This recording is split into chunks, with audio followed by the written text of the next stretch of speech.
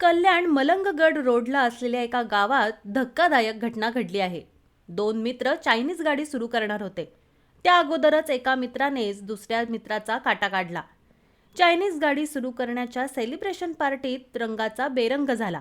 या पार्टीत दरम्यान क्षुल्लक वादातून लोखंडी पत्रा डोक्यात घालून मित्राला ठार केल्याचं समोर आलं आहे. मानपाडा पोलिसांनी खून करणाऱ्याला तात्काळ ताब्यात घेतलंय. दोन मित्र पार्टनरशिपमध्ये चायनीज गाडी सुरू करणार होते.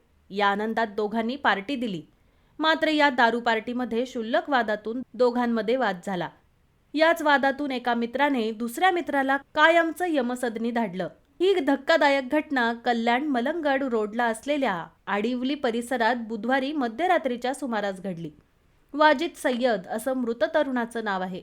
या प्रकरणी मानपाडा पोलिसांनी परेश शिलकर या तरुणाला ताब्यात घेऊन पुढील तपास सुरू केला आहे. मलंगगड रोड परिसरात राहणाऱ्या परेश शिलकर आणि अब्दुल उर्फ वाजिद सय्यद हे पार्टनरशिपमध्ये चायनीजची गाडी सुरू करणार होते. दोघांची तयारी झाली होती. काही दिवसातच या दोघांचं चायनीज सेंटर सुरू होणार होतं. यामुळे वाजिद सय्यद आणि परेश शिलकर व त्यांच्या मित्रांनी उडवली परिसरातील एका निर्माणाधीन इमारतीमध्ये ओली पार्टीचं आयोजन केलं होतं.